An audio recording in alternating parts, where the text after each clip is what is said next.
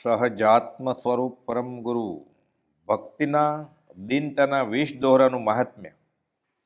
પરમ કુબોલદેવે તીર્થભૂમિ શ્રી રાળક ક્ષેત્રે સંવંત 1947માં અને સંવંત 1952માં આ રીતે 2 પર્યુષણો કર્યા હતા. અંશ પણ વ્યવહારની પ્રવૃત્તિ, જેને આંખ આગળ જમીનની રેતી ઉપડાવવા જેવું વસમ લાગે એવા મોક્ષગામી આ નિવૃત્તિ ક્ષેત્રે પધાર્યા અને અષાઢી માસના વાદળ વરસે એમ બોધ વર્ષા વરસાવે છે.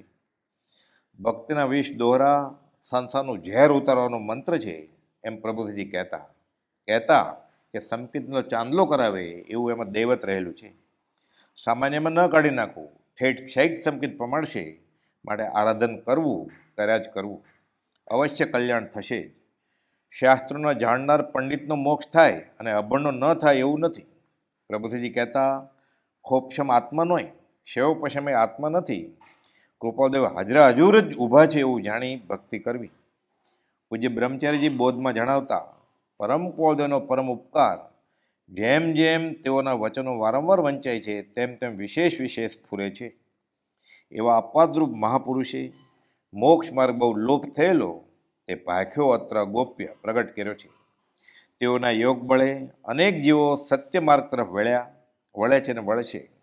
તે મહાપુરુષ પાસેથી ધરાઈને જેણે અમૃતપાન કર્યું છે એવા પૂજ્ય શ્રી લઘુરાજ સ્વામીનો પરમ ઉપકાર છે કે જેમણે પોતાને અલભ્ય લાભ થયો કે આ કાળના જિજ્ઞાસુ જીવો પામે એવી નિષ્કારણ કરુણાથી આખર વખતે પોતાને પ્રાપ્ત થયેલી આજ્ઞાની પરંપરા ચાલુ રહે તે બાબત અભિપ્રાય સ્પષ્ટ પ્રેરણારૂપે કરતા ગયા છે. વારંવાર પોતાને થયેલ પ્રતીતિ તેઓના બોધમાં નીતરે છે.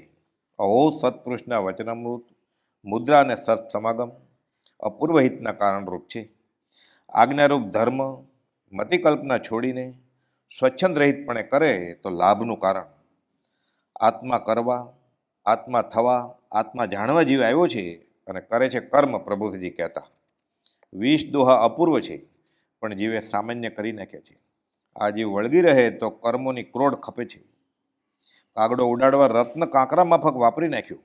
20 દોહા બોલતા પરમ કૃપાદેવ યાદ આવવા જોઈએ.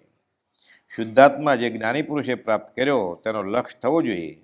પરમ કૃપાદેવ આત્મારૂપ જ થઈ ચૂક્યા છે. સત્સંગમાં કહેતા, માનું થાન પચે, અશાતામાં હે પ્રભુ યાદ આવે તો બોલ્યા કરવું. અલૌકિક વાત છે, મોહના ચૂરા કરે તેવી વાત છે. આખર વખતે પણ આ જ્ઞાન પ્રગટ કરી આપે એવું છે જો વિશ્વાસ રાખી કરે તો, એમ પ્રભુજી વારંવાર કહેતા.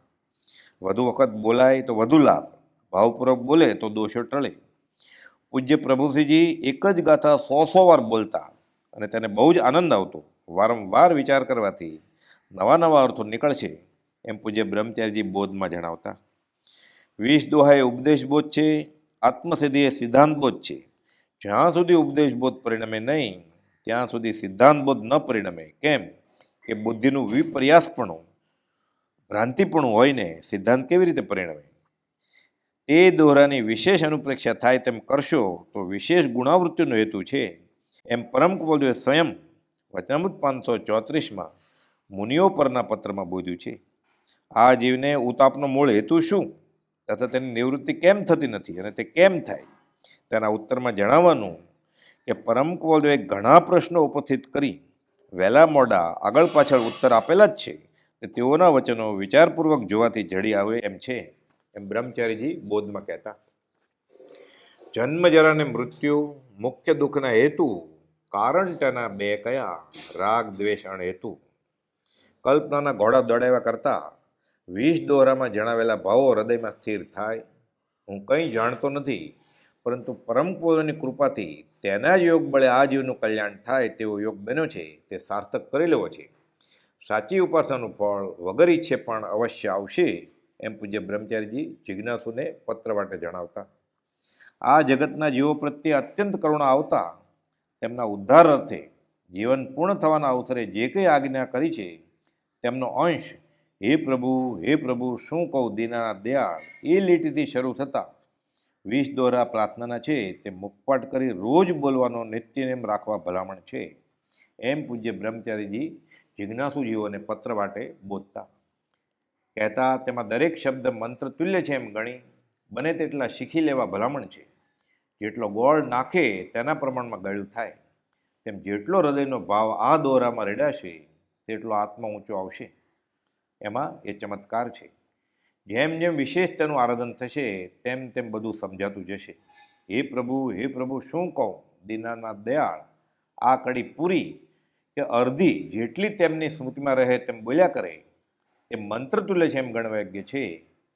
તે મુખપાટ ન થાય એમ લાગે તો હે પ્રભુ એટલું બોલે તો પણ ચાલશે એમ બ્રહ્મચારીજીએ કોઈ મરણ પથારીએ પડેલ જીવને સમાધિ મરણ અર્થે આ બોધ આપ્યો છે. પત્ર સુધા 946. 20 દોહા સંસારનું ઝેર ઉતારવાનો મંત્ર છે. ગારુડી મંત્ર સાપનું ઝેર ઉતારે અને એકવાર કદાચ બચાવે. આ તો ભવનું ઝેર ઉતારે એવો મંત્ર છે. 20 દોહા એ મંત્ર છે, જાપ છે, મહામંત્ર છે.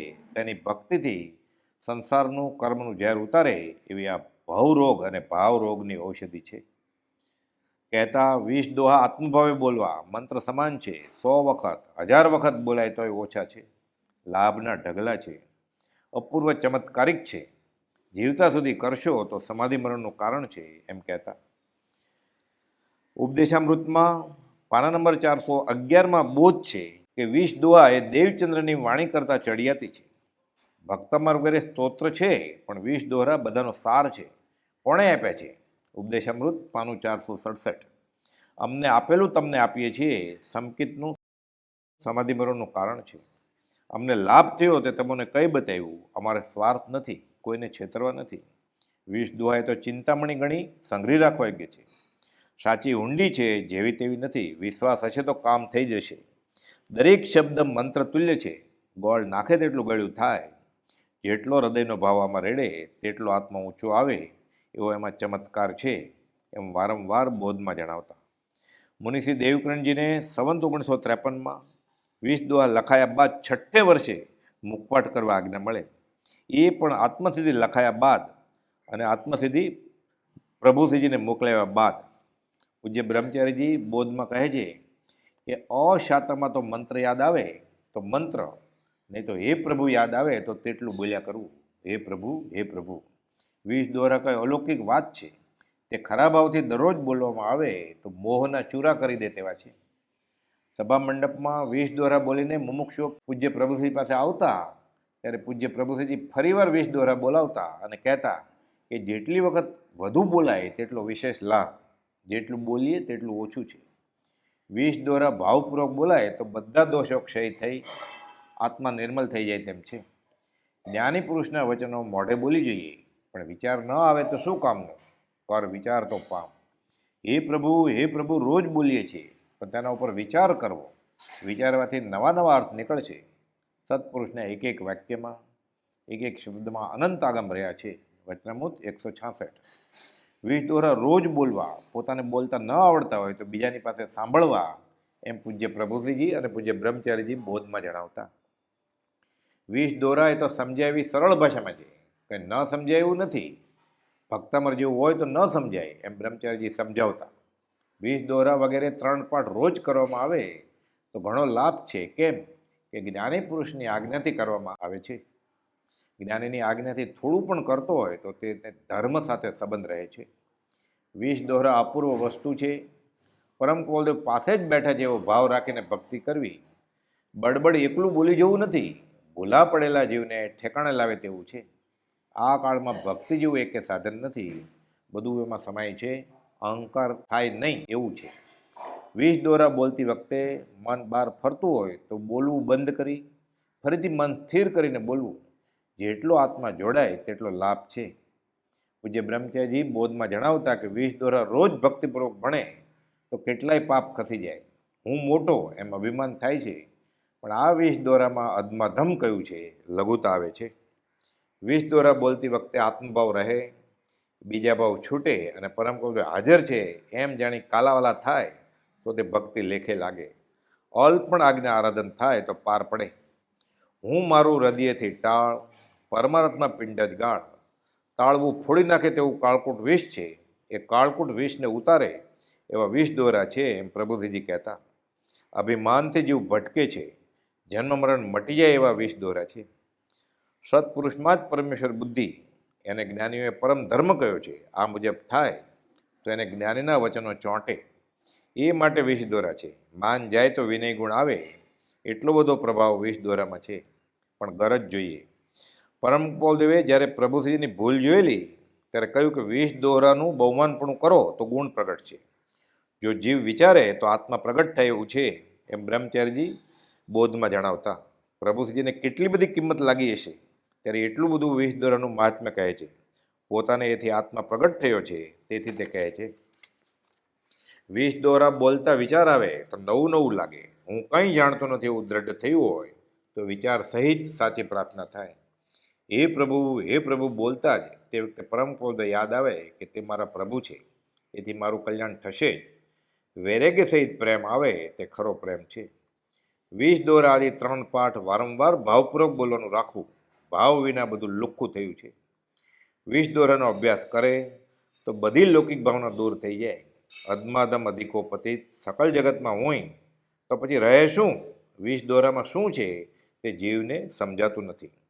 વિષ દોરા બોલતા મન ભટકતું હોય તો છેલ્લી કડીથી પહેલી તરફ બોલવા માંડવું અને દરેક કડીમાં શી ભાવના કરવી એ પૂજ્ય પ્રભુશ્રીજીના બોધને આધારે વિચારવું, એમ પૂજ્ય બ્રહ્મચારીજી વારંવાર શીખ આપતા. સહજાત્મ સ્વરૂપ પરમ ગુરુ.